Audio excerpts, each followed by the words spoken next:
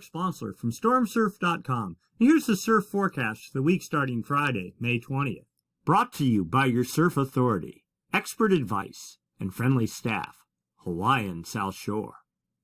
There's actually small southern hemi swell hitting the South Shore as we speak. Pure swell in the about 3-foot range at 14 seconds. Theoretically, that'd be good for waves 4-foot Hawaiian or maybe a couple of feet overhead. That's probably a little bit high, though, given that the period's in the 13-second range. So about 1 foot overhead, maybe 2 foot overhead. And that's about what it appears to be at the best spot. And looking forward, on Saturday, the swell is supposed to fade. 2 feet at 12 to 13 seconds, so 2.5 foot Hawaiian, I'll say chest to shoulder high. And Sunday, even smaller, about 1.7 feet at 14 or 15 seconds. That's more like background swell coming in.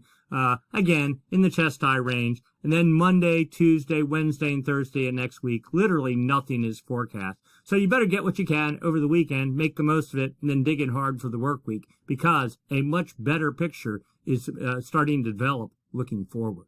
All right, looking at the models for the past week, we're going back to Friday, the 13th of May. Not a whole lot happening. The Hawaiian swell window right in this area. It's been pretty quiet. Yeah, there's been a little bit of activity going on, but most of it, like this one system here that developed on Tuesday, was pretty much already east of the Hawaiian swell window by the time it got organized. It pushed on east, and after that, things have been pretty quiet. Let's go take a look at the forecast. First off, let's start with surface level pressure, surface level winds. This is this morning, Friday, May 20th, New Zealand right there.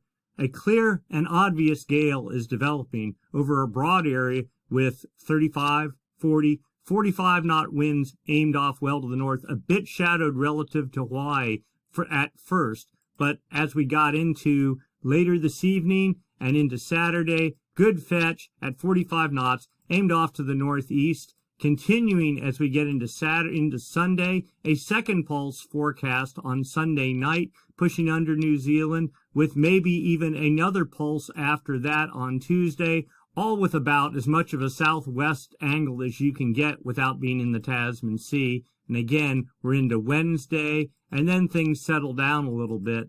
But theoretically, yet another gale on Friday, with 40-knot winds aimed due out of the south and positioned well to the north is forecast. So just a steady stream of gales is projected well in the Hawaiian swell window. Let's go take a look at the effect of those winds on the ocean surface. So here you are, significant wave heights, New Zealand right there, Hawaii at about, let's say, 158 and north up off the end of the chart here. But you can see it, 33-foot seas developing as we get into Friday evening, almost to 35 feet as we get into Saturday, and then starting to move east of New Zealand and kind of focused more on the east. But another system right behind that on Sunday night into Monday, generating only 30-foot seas, but then another pulse of energy right behind that on Tuesday with 33-foot seas, building to 34 feet, and then fading out. And on Thursday, a bit of a break. Another system then develops east of New Zealand, as we saw, with up to, 36 feet right here. 36-foot seas, the highest seas in the entire domain, aimed even better off to the north at the Hawaiian Islands. So a good string of swell production seems possible.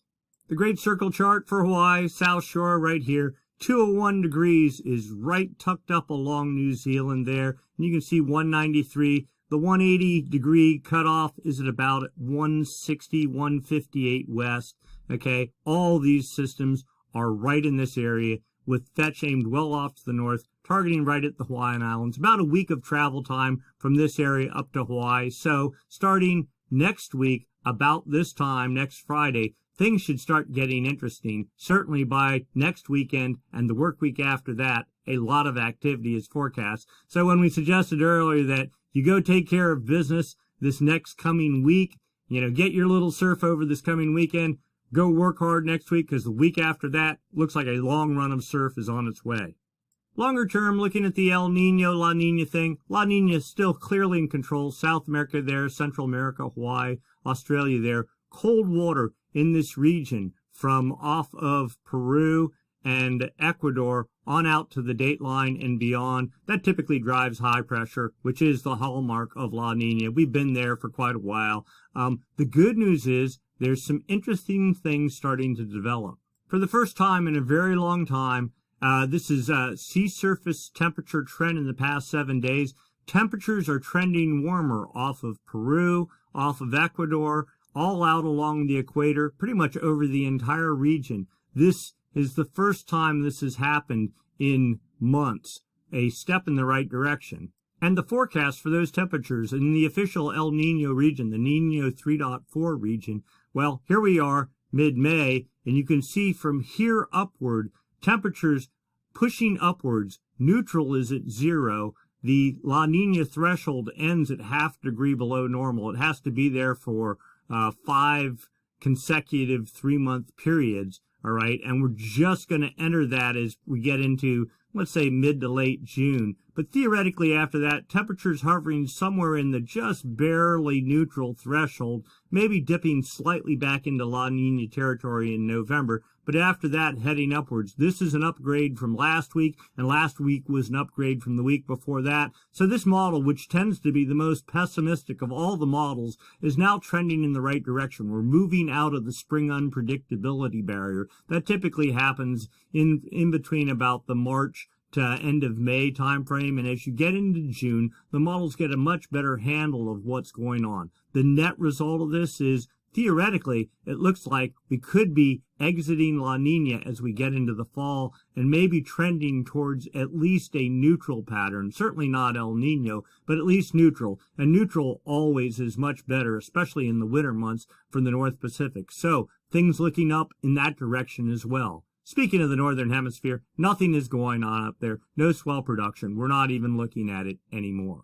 So for right now, another couple of days, Saturday and Sunday, small southern hemi swell fading out. Next week, pretty quiet, not a whole lot going on. But come Friday, Saturday of next week, things will start ramping up. And the whole week after that, at least if you believe the models, is looking very favorable. So take care of business now so you can surf later. And if you need to go shopping, go to Hawaiian South Shore. Your surf experts and a great place to go shopping. All right, that's it for this week. We'll do it again next week. Same time, same channel. Thanks for watching.